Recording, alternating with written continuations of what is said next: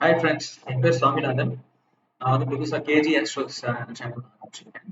இப்போ எனக்கு தெரிஞ்ச ஆஸ்ட்ராலஜி பற்றி நான் வந்து சயின்ஸில் படிக்கிறதையும் ஒருங்கிணைச்சு நம்ம முன்னோர்கள் வந்து எந்த அளவு வந்து சயின்டிஃபிக்காக இதை பண்ணியிருக்காங்க அப்படின்றத ஒரு ஒரு ஸ்டடியாக நம்ம பண்ணலாம் அப்படின்னு சொல்லிட்டு எடுத்தது.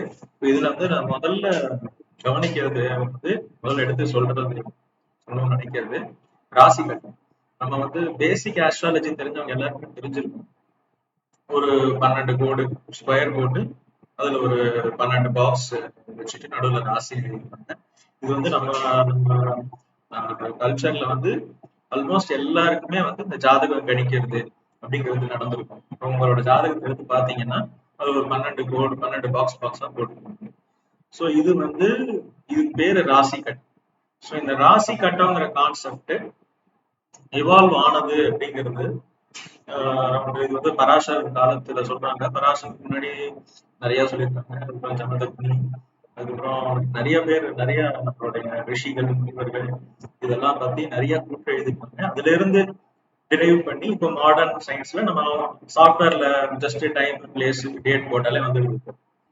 இப்போ அந்த டெக்னிக்காலிட்டிக்குள்ள போகாம கான்செப்டுவலா வந்து நம்ம ஒரு கால்குலேஷன்ஸ்லாம் இல்லாம ஸோ இந்த அளவு வந்து இதை புரிஞ்சுக்க முடியும் அப்படிங்கிறத பார்க்கலாம். இப்போ வந்து ஜியோசென்ட்ரிக் தியரி அப்படின்னு ஒன்று இருக்கு. ஜியோசென்ட்ரிக்னா நம்ம பூமியை மையப்படுத்தி தான் இந்த அண்டம் வந்து இயங்குது. யூனிவர்ஸ் வந்து இந்த பூமியை மையப்படுத்தி இயங்குது அப்படின்னு ஒரு தியரி இருக்கு. அதுக்கப்புறம் ஹீலியோசென்ட்ரிக் தியரின்னு ஒன்று இருக்கு. அது வந்து சூரியனை மையப்படுத்தி தான் நம்மளுடைய அண்டம் இயங்குது அப்படின்னு இருக்கு. இன்னைக்கெல்லாம் பார்த்தா இந்த ரெண்டுமே வந்து ராங் தான். ஏன்னா எதை மையப்படுத்தியுமே இல்லை. சூரியனை கூட ஒரு பிளாக் ஹோலை சுத்திக்கிட்டு இருக்கு. அதே மாதிரி கேலக்சிஸ் மில்கி வேன்னு வரும்போது அது வந்து வேற ஒரு விஷயத்த சுத்திட்டு இருக்கலாம். இன்னும் வந்து நிறைய கான்செப்டுவலா எவல்யூஷன் நடந்துட்டு இருக்கு. நம்ம வந்து ஓவர் டெக்னிக்கல் போகாதனால இந்த விஷயத்த வந்து புரிஞ்சுக்கலாம். அதாவது ஜியோசென்ட்ரிக்னா பூமியை வந்து சென்டர்ல வச்சு மீதி எல்லாத்தையும் வந்து அதை சுத்தி நடக்கிற மாதிரி கற்பனை பண்ணிக்கிறது. ஹீலியோசென்ட்ரிக் அப்படின்னா சூரியனை மையமா வச்சு அதை சுத்தி எல்லாம் கற்பனை பண்ணிக்கிறது. இதை வந்து நம்ம பேசிக்கா தெரிஞ்சுக்கலாம். இப்போ இந்த ராசி கட்டம்ங்கிறத நீங்க அண்டர்ஸ்டாண்ட் பண்ணிக்கணும் அப்படின்னா ஜியோசென்ட்ரிக் தியரி தான் அதுக்கு பெஸ்டா இருக்கு. அதாவது ஜோதிடத்தையே இதை வச்சு அண்டர்ஸ்டாண்ட் பண்ணிக்க முடியும்னு சொல்லல, ராசி கட்டத்தை அண்டர்ஸ்டாண்ட் பண்ணிக்கணும். இந்த கட்டம் எப்படி வருது அப்படின்னு அண்டர்ஸ்டாண்ட் பண்ணிக்கணும்னா இது ஜியோசென்ட்ரிக் தியரியை நம்ம அண்டர்ஸ்டாண்ட் பண்ணிக்கணும். இப்போ இந்த நடுவுல கொடுத்திருக்கிற புள்ளி, இங்க நடுவுல கொடுத்திருக்கிற புள்ளி வந்து பூமின்னு கற்பனை பண்ணிக்கணும். நம்ம இங்கதான் இது உள்ளதான் இருக்கோம். சோ இதுல நம்ம ஏதோ ஒரு மூலையில ஏதோ ஒரு பாயிண்ட்ல நம்ம இருக்கோம். நம்ம வந்து இப்போ பூமியை சுத்தி ஒரு ஸ்பேஸ் இருக்கு. அந்த ஸ்பேஸ் வந்து நம்ம வந்து பிரிக்கணும். அது வந்து ஒரு சர்க்கிளா நம்ம எடுத்துக்கிட்டு அதை பிரிக்கணும். இப்ப வந்து எர்த் வந்து ஈஸ்ட் டு வெஸ்ட் தான் சுத்துது.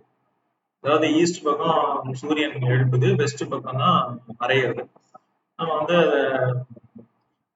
ஆன்டி கிளாக் வைஸ் அப்படின்னு போகாம கிழக்கு பக்கம், கிழக்கு டு மேற்கு தான் சூரியன் வந்து நமக்கு காமிக்குது. அதாவது பூமி வந்து சுத்துது அப்படின்னு எடுத்துக்கணும்.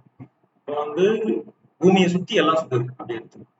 இப்போ கிழக்கு டு மேற்கு வந்து ஒரு சர்க்கிளா போட்டோம்னா அது 180 டிகிரிஸ் வரும். செமி சர்க்கிள் மாதிரி வரும். ஃபார் எக்ஸாம்பிள்,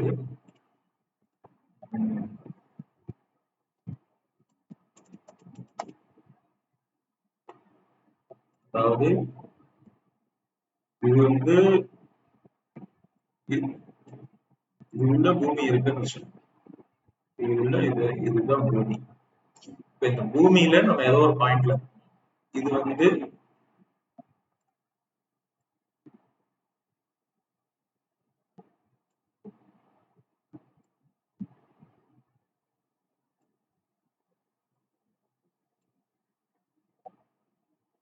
இது நார்த்து,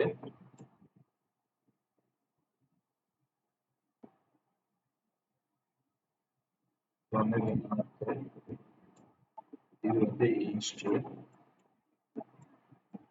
இது சவுத், இது வெஸ்ட். அதாவது இந்த பக்கம் ஈஸ்ட், இந்த பக்கம் வெஸ்ட். என்னன்னா சூரியன் வந்து இந்த பக்கம் வரும். இந்த பக்கம் தான் சூரியன் வரும். சூரியன் வந்து இங்க வரும். சூரியன் இங்க வந்து சரியா? இப்போ இங்க இருந்து இங்க ஒரு கோடு போட்டோம். இது வந்து இது வந்து 180 டிகிரிஸ் கோடுக்கு மேல 180 டிகிரி, இந்த கோடுக்கு கீழே 180 டிகிரி. அதே மாதிரி இந்த கோடுக்கு பேக் சைடு 3 டைமென்ஷனல் இந்த கோடுக்கு பேக் சைடும் மேல 180 டிகிரி, கீழே 180 டிகிரி. இப்போ இதுதான் ராசி கட்டம். இந்த இமேஜினரி கோடு போட்டு கோடு தான் ராசி கட்டம். கிழக்கில இருந்து மேற்கு ஒரு கோடு, அந்த கோடை வந்து நம்ம ராசி கட்டம்னா மேல இருந்து பார்த்தோம். இப்போ அது 3rd டைமென்ஷன்ல இருந்து நம்ம பார்க்கும்போது இந்த மாதிரிதான் உங்களுக்கு இருக்கும். அப்போ நீங்க மேல் பரப்பு, அதாவது ஈஸ்ட் சைட்ல நீங்க பாக்குறீங்க அப்படிங்கும் போது அங்க மேஷ ராசி இருக்குன்னு, ஏரிஸ் டாரஸ் ஜெமினி இதெல்லாம் வந்து இங்கிலீஷ்ல போட்டுருக்கு. ஏரிஸ்னா மேஷம், ரிஷபம், மிதுனம், கடகம், சிம்மம், கன்னி, துலாம், விருச்சிகம், தனுசு, மகரம், கும்பம், மீனம். இந்த மாதிரி 12ஆ பிரிக்கிறாங்க அந்த ஒரு இதை.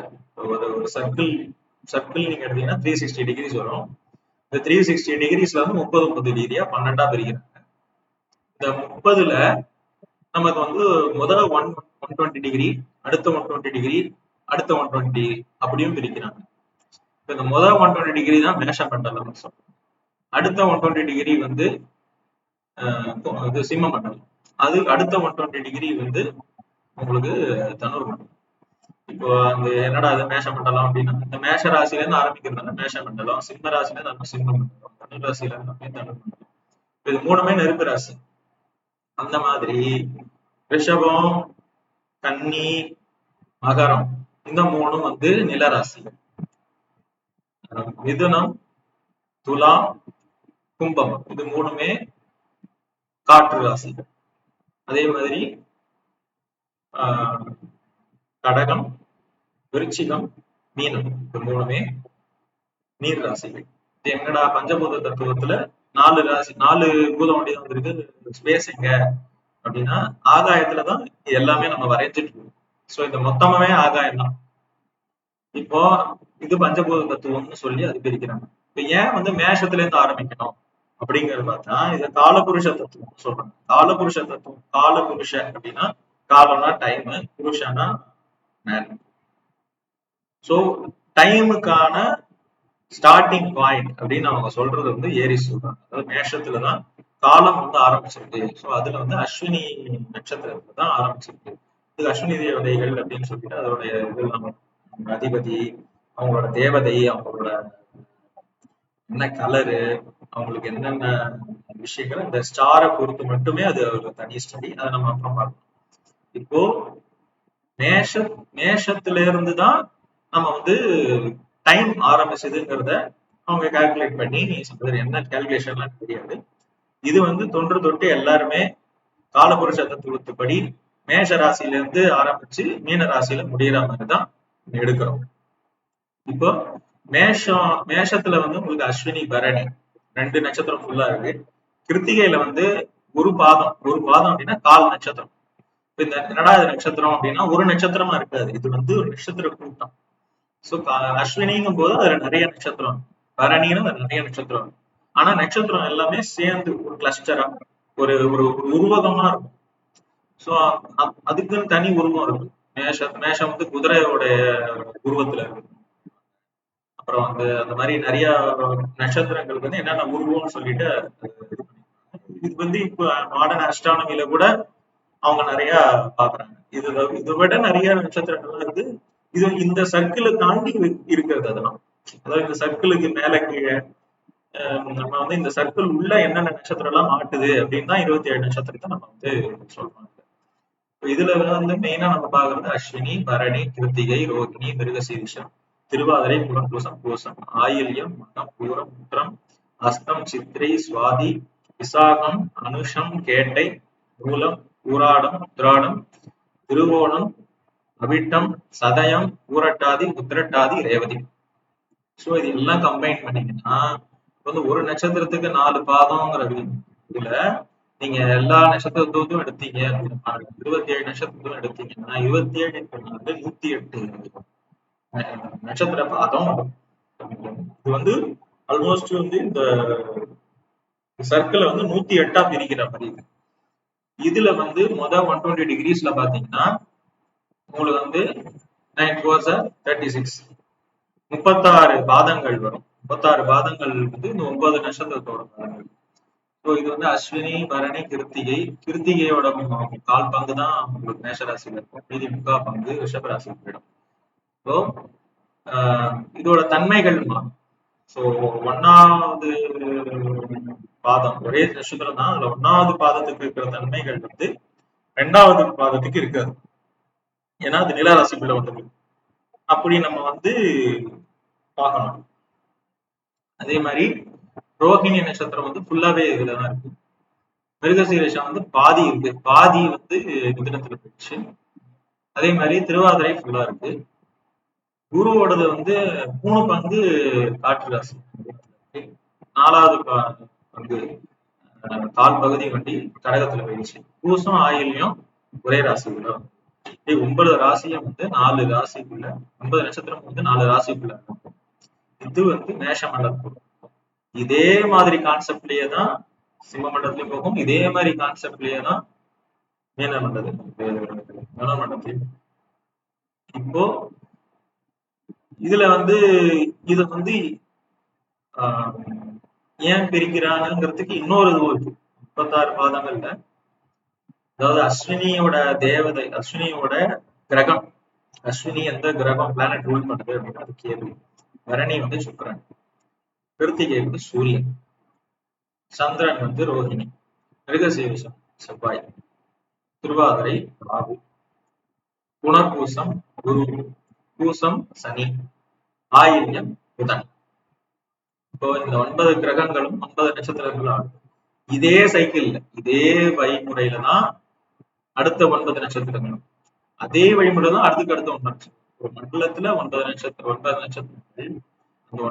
அந்த மண்டலத்துல இருக்கக்கூடிய விஷயங்களை ஆள்றது 9 பிளானட்ஸ்.